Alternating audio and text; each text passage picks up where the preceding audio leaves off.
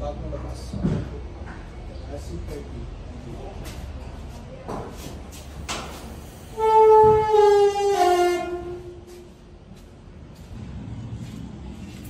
4.6 liter turbocharged, okay, PLC controlled, gawa ng Mitsubishi po ng Japan. Bago po tayo magpaandar ng makina, kailangan lagi natin chine-check ang level ng tubig ng radiator. Kailangan malagi po siyang puno. Ang ideal po na laman ng radiator is kalahating pinatawag natin coolant, kalahating tubig, or kaya 25% na coolant, 3/4 na tubig. Huwag niyo pong lagyan ng purong coolant yan kasi kakainin niyo yung radiator, bubutasin niyo yung radiator. Pagkatapos po natin dito sa radiator, pupunta po tayo dito sa engine. Check engine oil, okay? Itong mga importanteng i-check. I-check niyo po yung level ng oil, okay? Ito, tamang level, okay? Nandun siya sa guhit. Okay. Pag na-check niyo na po siya ngayon ng yun lang po yung oras na pwedeng siya paandarin. Ito po ang tinatawag nating oil sump. Yan po. Ito po, kailangan laging may laman po itong diesel o kaya used oil. Ang level po niyan is kailangan hanggang dito po sa welding na ito. Ganyan lang po siya kataas. Pag sinobrahan po ninyo yan, wala rin po siyang silbi, magkakalat lang po. Pero pag mas mababa rito, hindi pwede. Ano po ang purpose ng oil sump? Is para itong cylinder na to laging basa sa langis para po hindi mapudpud ang ating yung tinatawag na hydraulic seal. Ito po yung pinoprotektahan po natin, itong kulay silver na to. Ito po. Ito, walang problema rito kahit kulay kalawang yan kasi po, ano lang po to. Ito yung nagpo-push lang ng concrete. Talagang kakalawangin din yan. Eventually, walang problema. Pero ito ang pinoprotektahan natin, yung packing sa loob po niya. So ngayon, ibuhusan po natin siya ng used oil. Yan po. Okay. Yan, tingnan niyo po yung level niya. You know, pantay na po yung level niya dun sa welding. Okay. Kaya tandaan niyo po, hindi niyo po siya pwede paandarin pag mababa or kulang ang laman ng oil sump. Ngayon, pag nagpaandar po tayo ng makina, dahil po naka-turbocharge po siya, turbocharge siya. So pag nagpaandar po tayo, laging tandaan, kailangan po niya ng 5 minutes warm up. So paano natin paandarin? Ito po, on. Pindutin niyo po ito. Dito naman po tayo ngayon sa control board ng concrete pump. Kung ano po nakikita niyo dito sa pindutan na to, nandito na rin po siya sa remote control na ito. Ngayon, iisa-isahin po natin ang function po nila. Ang pinaka-importanting tandaan nyo po, sir, hindi nyo po pwedeng pindutin itong pulang button na to. Once pinindot nyo po ito, sir, mamamatay po itong buong system na to. Kasama na rin po yung remote control. Kahit anong gagawin nyo po, sir, hindi nyo na po makokontrol yung makina. Kaya hindi po ito ginagalaw at hindi po ito pinapatay. Okay, parang safety switch lang po siya. Hindi po ito dapat galawin. Ngayon, ganito po, sir. Ito, on nyo po ito, sir. Pag on nyo po ito, makikita nyo itong ilaw. Power indicator. Ang ibig sabihin po niyan, may kuryente po dumadaloy sa sistema natin. Okay. Ang function po, i-explain ko muna lahat ng function dito bago natin paandarin yung makina dahil po maingay po ang pag-andar ng makina, baka hindi niyo na po maintindihan kung paano po siya umandar. Ngayon, ibig sabihin po ng light, okay, start. Ang ibig sabihin po rito ng flame out, stop. Dito rin po sa control board, fire is start. Ito po engine off is patay. Okay? So gagawin natin ang actual. On natin, down. Pindot mo ng fire. Ito po.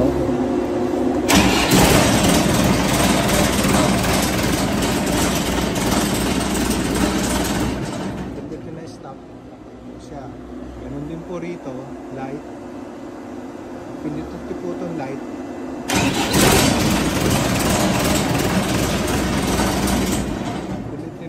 Patay po siya. Okay. Dito naman tayo sa tatlong importanteng botones na to. Ito po ang tinatawag na positive pump. Okay. Positive and negative pump stop. Tsaka itong back pumping. Okay. Ano po ang function nito? Kapag magbubuhos na po tayo, ito ang pinipindot, positive pump. Ibig sabihin, diretso na po, magbubomba na po siya ng konkreto pataas ng mga tubo. Ngayon, kung sakaling nagbuhos po tayo at nagkaroon po ng bara yung linya natin, ito ang pipindutin natin. Kumbaga neutral po to. Negative pump, reverse pump. Reverse pump siya rito, negative pump po siya rito.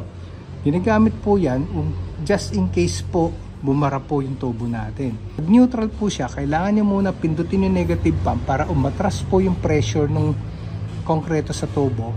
Bago nyo siya pindutin ulit para mag-neutral, then saka nyo po patayin yung makina para kalasin po yung tubo. Huwag po tayo magkalas ng tubo nang hindi tayo nagne-negative pump kasi po minsan akalain lang ng tao semento lang yan wala yan. Hindi po nila alam na sobrang taas po ng pressure sa loob po ng ating mga linya. Kaya ang laki po ng makina, nakita nyo po sir, 4.6 liters po yan na turbo. Ganyan lang para lang isipin nyo, bakit ang laki ng makina para magtulak lang ng ganyan kakonting konkreto. Yun po yung dahilan, sobrang high pressure po yan kasi po sa konti-konting semento po, patimba-timba lang yan. Pag inipon nyo na po yun sa loob ng tubo, sobrang bigat na po niya. Kaya huwag po tayo makalimot mag-negative or kaya mag-reverse pump bago kayo magkalas ng tubo. Kung hindi, mapuputukan po ang tao ninyo. Pag pumutok po kasi yan sir, ang isang perasong graba ay katumbas ng isang perasong bala po ng baril. Ganun po kataas ang pressure niyan sa loob. Ngayon, ang ituturo ko naman po sa inyo is operation. Okay. Pag umaandar na po tayo at nagbo-boost na po tayo, ang suggestion ko po, kapag matagalan ng boost nyo, buksan nyo po yung dalawang pinto nito para lumamig po yung makina. Kasi gaya ng kahit anong makina, ang kalaban po niyan ay init. Ngayon, pag mahaba ang buhos po, sinasuggest ko po, kumuha po kayo ng hose, i-shower nyo po itong radiator na to. Shower po sir, hindi buhos. Shower lang po para pwedeng buhusan pero hindi pwedeng sobrang lakas para hindi po magbasa itong engine block. Ang hinahabol po natin, mababa ang temperature po ng tubig para hindi mag-overheat po yung makina. Pareho rin po siya dito sa hydraulic oil na to na kailangan maintain po natin ang temperature. Ngayon, kahit may fan po siya dahil alam po natin mainit sa Pilipinas, kadalasan pinapa-shower din po namin to. Ito po, tingnan niyo po, yung intercooler sa likod. Sinashower rin po ng tubig yan para hindi po uminit yung hydraulic oil natin. Kasi pag uminit po ang hydraulic oil, wala na po siyang lakas. Ngayon, meron po siyang temperature gauge. Kaso, ang problema po, mahirap po kadalasan turuan ang mga nasa job site na magbasa ng temperature gauge. Kaya paano po natin malalaman na nag-overheat na? Madali lang po sir, hahawakan lang po nila itong tangke. Kapag itong tangke po na to, umabot na sa kasing init na isang tasang kape, ibig sabihin malapit na siya mag-overheat. Kaya bago po mangyari po yun, bago maging mainit na maging isang tasang kape to na init, kailangan magbuhos na po sila rito ng tubig. I-shower na po nila tong intercooler na to para hindi ho siya uminit. Ngayon, ito naman po ang tinatawag natin pump pressure. Ito po ang pinaka-critical sa lahat sir kasi dito nyo nakikita kung gaano nakabigat ang pressure sa loob ng linya po ng ating concrete pipes. So, ibig sabihin, dito po, titingnan nyo po sir, ang normal operation po niyan is dito lang sa gitna. Papalo siya na walang tigil, i-actual ko po mamaya para makita nyo. Kailangan pumalo lang siya rito. Once nakita nyo po itong karayon na to, lumalapit na po sa pula, ibig sabihin, masyado malapot ang halo po natin. So, dagdagan lang po natin ng tubig. Ngayon, paanda rin po natin siya ng actual para makita niyo po yung sinasabi ko po sa inyong palo ng karayon.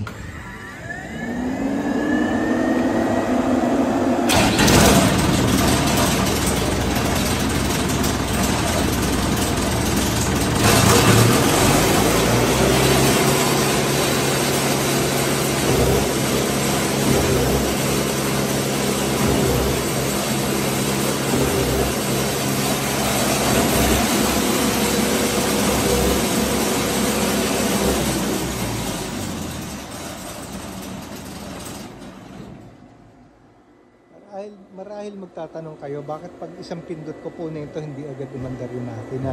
Meron po siyang safety factor kasi minsan natatapik lang ng tao or hindi naman niya sadyang pinapaandar yung makina.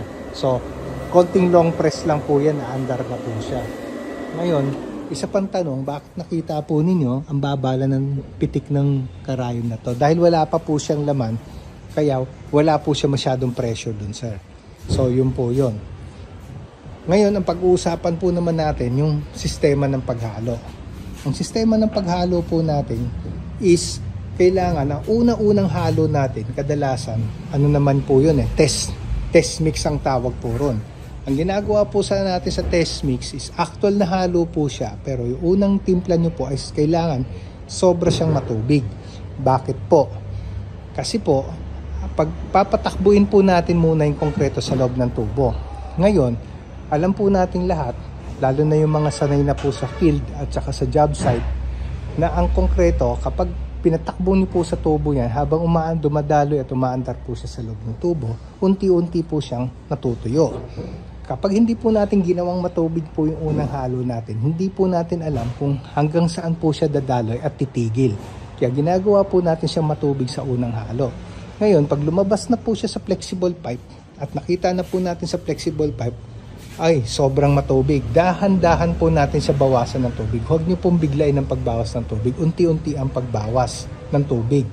Hanggang makuha po ninyo yung tamang timpla na gusto po ninyo. Pero tandaan po natin, pag gumamit ng concrete pump, mas basa po talaga ang halo natin kaysa sa regular na buhos.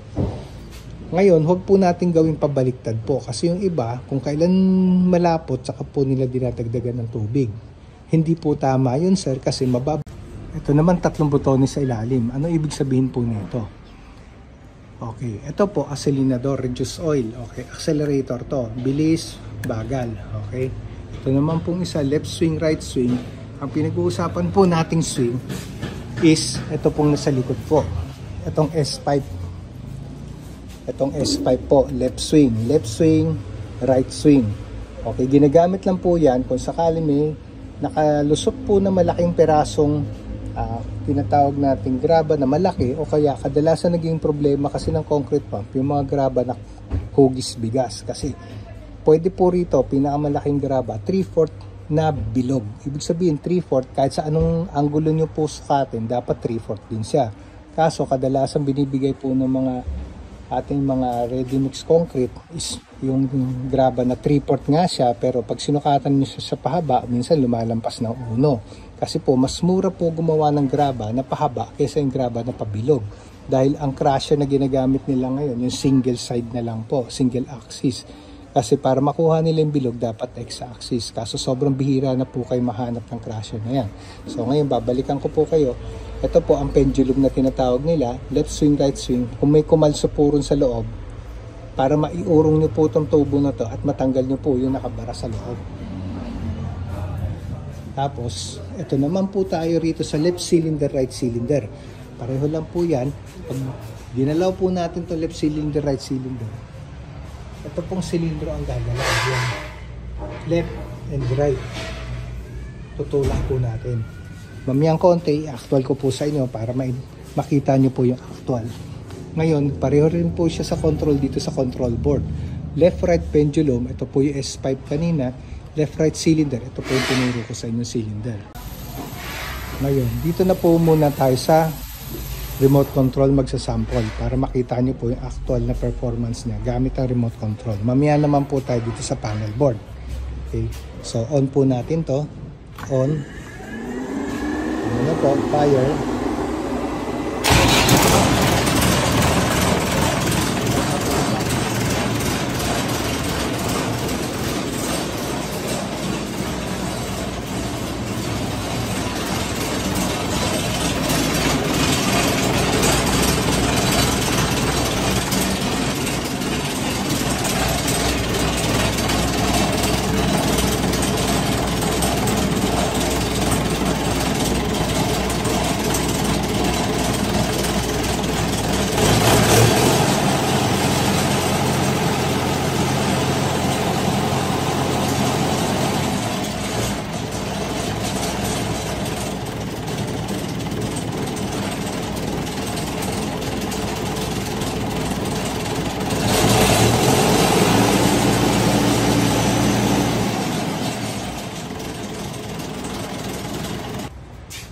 Ngayon naman, ide-demo ko sa inyo kung paano paganahin naman tong pump base dito sa panel board na hindi hoot natin gagamitin yung remote control. Ito po, balik tayo, on po natin to, naka-on. So, start po natin yung makina.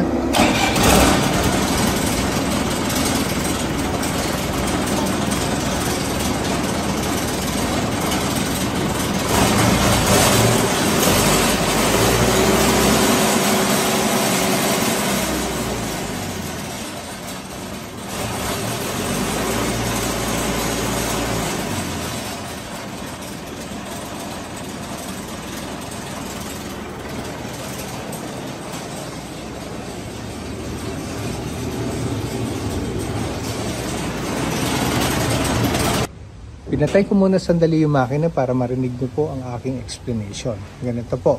Kaya meron po tayong accelerador at nito. Kasi po, bago po tayo gumalaw ng left swing tsaka cylinder, kailangan dagdagan po natin ng konti yung RPM ng makina. Kasi po, para hindi siya mamamatay, kailangan lagyan natin ng konting lakas yung makina.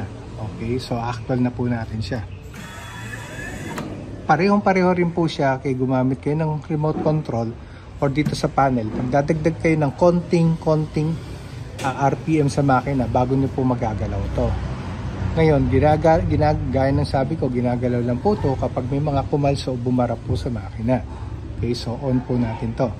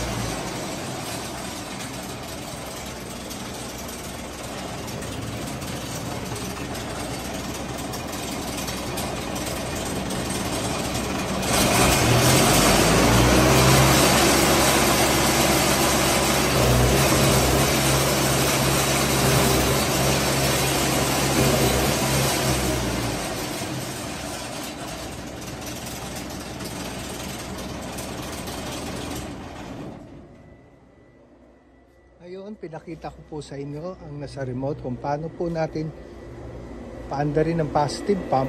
Tapos, pipindutin nyo po itong neutral. Tapos, mag-reverse pump po tayo. Ang reverse pump, kahit dalawang stroke lang yan, dalawang urong lang ng silindro, kaya na po siya. Kasi matatanggal na po natin yung pressure sa loob ng tubo.